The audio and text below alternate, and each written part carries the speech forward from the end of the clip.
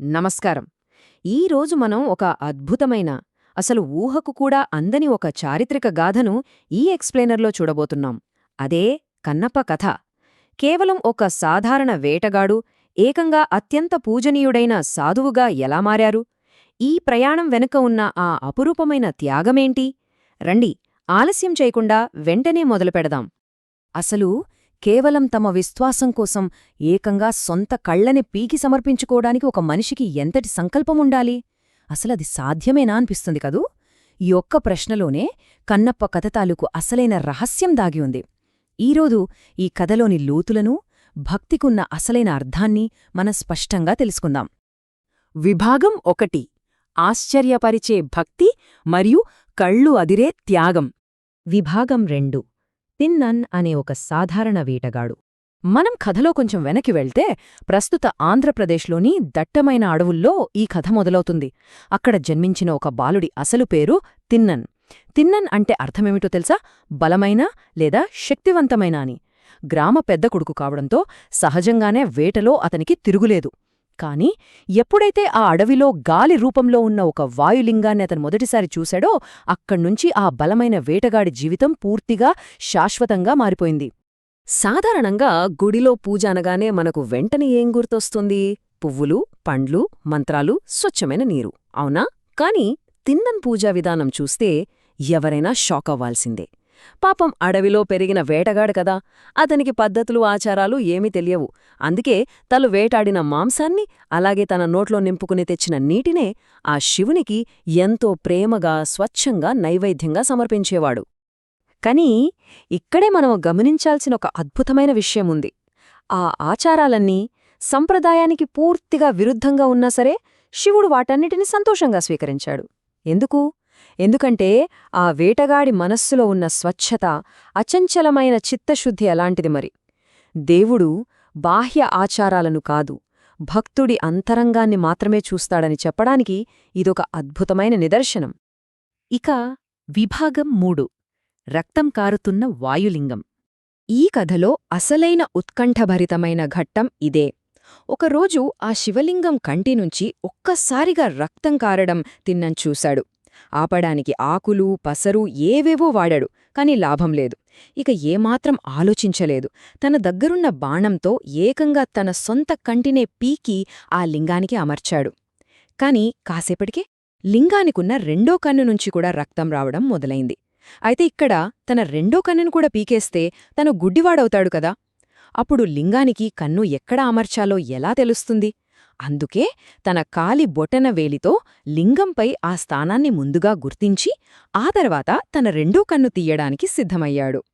ఊహించుకుంటేనే ఒళ్ళు గగురుపొడుస్తుంది కదూ. కాని అదృష్టవశాత్తు ఆ త్యాగం చివరిదాకా వెళ్లలేదు. తన భక్తుడి అపారమైన త్యాగానికి చలించిపోయిన శివుడు వెంటనే ప్రత్యక్షమై కన్నప్పా, ఆగు అంటూ ఆ వేటగాడిని ఆలింగనం చేసుకున్నాడు. ఆ తర్వాత కోల్పోయిన చూపును తిరిగి ప్రసాదించాడు. తన కన్నుని ఏమాత్రం సంకోచించకుండా అప్పగించినందుకే ఆనాటినుంచి ఆ వేటగాడు కన్నప్ప అని పిలువబడ్డాడు. కన్ను అప్పగించినవాడు కన్నప్ప. విభాగం 4: తమిళ్ శైవ సాధువుగా ఆయన ప్రయాణం. మన దక్షిణ భారతదేశ ఆధ్యాత్మిక చరిత్రలో ఈ 63 అనే సంఖ్యకు చాలా ప్రాముఖ్యతుందండోయ్. అవును, తమిళ శైవ సిద్ధాంత సంప్రదాయంలో అత్యంత భక్తిశ్రద్ధలతో కొలిచే 63 మంది నాయన్నార్లలో మన కన్నప్ప కూడా ఒకరుగా నిల్చారు. ఒక సాధారణ అటవీ ప్రాంతపు వేటగాడు ఏకంగా ఈ అత్యున్నత సాధు స్థాయికి చేరుకోవడమనేది నిజంగా కులా మతాలకు అతీతంగా భక్తికి ఉన్న శక్తిని మనకు స్పష్టంగా చూపిస్తోంది. ఇంతటి అద్భుతమైన కథ కేవలం ఒక ప్రాంతానికో లేదా ఒకే భాషకో ఎలా పరిమితమవుతుంది చెప్పండి? 12వ శతాబ్దంలో తమిళంలో రచించిన పెరియ పురాణంలోనూ, అలాగే కన్నడ గ్రంథం రగళగళలోనూ ఈ కథను ప్రత్యేకంగా ప్రస్తావించారు. ఆ తరువాత 13వ శతాబ్దంలో తెలుగులో బసవపురాణం, అలానే 16వ శతాబ్దంలో ధూర్జటిగారు రచించిన కాళహస్తీశ్వర శతకములో కూడా దీన్ని అత్యంత అద్భుతంగా వర్ణించారు. ఇక చివరిగా విభాగం 5: రాతి శిల్పాలు మరియు వెండితెరలు. వందల ఏళ్లు గడిచినా కన్నప్ప చరిత్ర చెక్కు చెదరలేదు. మదురైలోని ప్రసిద్ధ మీనాక్షి అమ్మవారి ఆలయంలో ఉన్న 1000 స్తంభాల మండపం చూస్తే అక్కడ ఇతర నాయనార్లతో పాటు కన్నప్ప ప్రతిమలు కూడా మనకు దర్శనమిస్తాయి.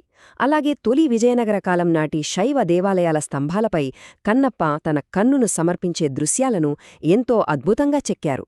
ఈనాటికి ఆ రాతి శిల్పాలు ఆయన నిస్వార్థ భక్తికి సజీవ సాక్ష్యాలుగా నిలుస్తూనే ఉన్నాయి. ఇక భారతీయ సినిమాపై కన్నప్ప కథ చూపించిన ప్రభావం అంతా ఇంతా కాదు. 1938లో వచ్చిన ఒరిజినల్ తమిళ చిత్రం దగ్గర్నుండి 1954లో కన్నడలో వచ్చిన బేడర కన్నప్ప, ఆ తర్వాత 1955లో హిందీ చిత్రం శివ్ భక్త్, ఇక 1976లో కృష్ణంరాజుగారు అద్భుతంగా నటించిన మన తెలుగు చిత్రం భక్త కన్నప్ప గురించి ప్రత్యేకంగా చెప్పక్కర్లేదు.